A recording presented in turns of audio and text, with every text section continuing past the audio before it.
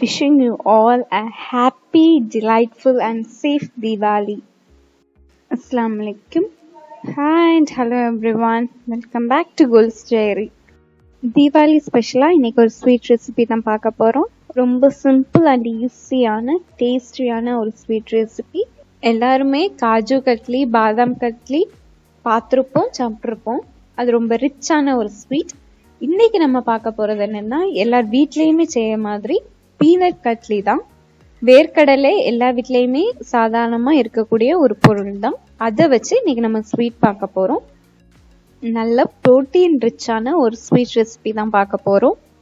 இப்போ நம்ம ரெசிபிக்குள்ள போகலாம். இந்த ரெசிபிக்கு ஃபர்ஸ்ட் ரொம்ப இம்பார்ட்டன்ட் ஆனது வேர்க்கடலை. வேர்க்கடலை 1 கப் எடுத்திருக்கேன். ஹீட்டான பேன்ல நம்ம எடுத்து வச்சிருக்க 1 கப் வேர்க்கடலையை வறுத்து எடுத்துடலாம். ஸ்டவ்வை லோ ஃப்ளேம்ல வச்சு பொறுமையா வறுத்து எடுக்கணும். வறுக்கும் போது கடலை கரிஞ்சிராம பார்த்துக்கணும்.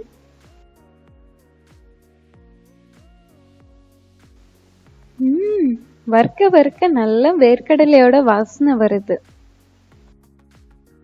கடலை வறுத்துட்டு இருக்கிற டைம்ல இன்னொரு சைட்ல 1 கப் பாலை பாயில் பண்ணிடலாம்.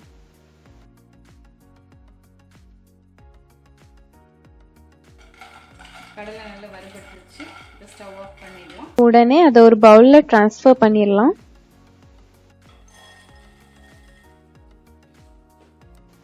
கொஞ்ச நேரம் சூடு ஆறணும். ஸோ அப்படியே வச்சிடலாம். சூடு ஆறிடுச்சு. இப்போ வேர்க்கடலையோட தோலை ரிமூவ் பண்ணி எடுத்துடலாம்.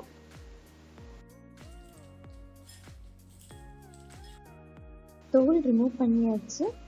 இப்போ பாயில் பண்ணி வச்ச சூடான பாலை அதில் ஊற்றிடலாம்.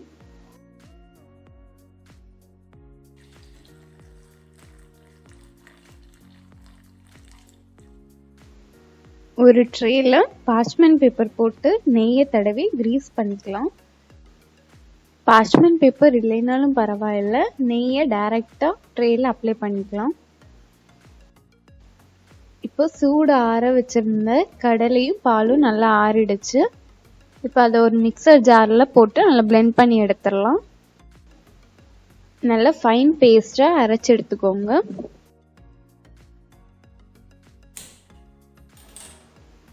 ஒரு ஹாட் பேன்ல நம்ம கிரைண்ட் பண்ணி வச்சிருக்க இந்த மிக்ஸை ஆட் பண்ணிடலாம்.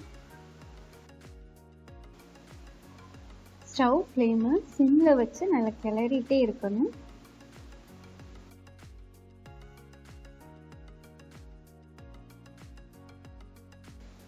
கொஞ்சம் கெட்டியா வந்ததும் 1/3 கப் சுகர் ஆட் பண்ணிக்கலாம்.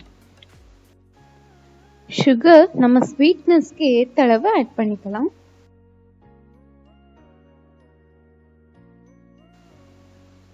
கை விடாம மிக்ஸ் பண்ணிட்டே இருக்கணும், இல்லாட்டி அது அடி பிடிச்சிரும்.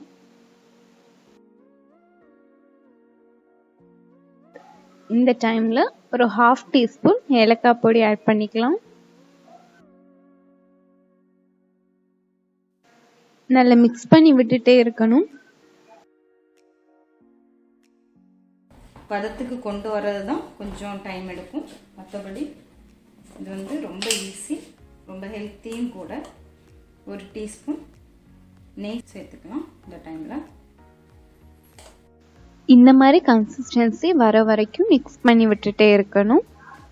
இப்போ நமக்கு கரெக்டான கன்சிஸ்டன்சி வந்துடுச்சு. இப்போ ஸ்டவ் ஆஃப் பண்ணிடலாம்.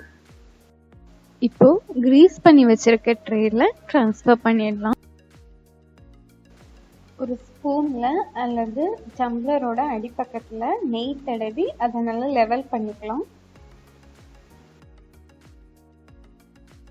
ஒரு 5 மினிட்ஸ்க்கு அப்புறம் கொஞ்சம் செட் ஆன பிறகு எடிபிள் சில்வர் பேப்பர் ஒட்டுறேன். ஜஸ்ட் ஃபார் ப்ரெசன்டேஷன் தான். நீங்க தேவைன்னா ஒட்டிக்கலாம், இல்லாட்டி வேண்டாம். ஒரு 2 hours ரெஃப்ரிஜரேட் பண்ணிட்டு பீசஸா கட் பண்ணி எடுத்தா சூப்பர்பான டேஸ்டியான பீனட் கட்லி ரெடி.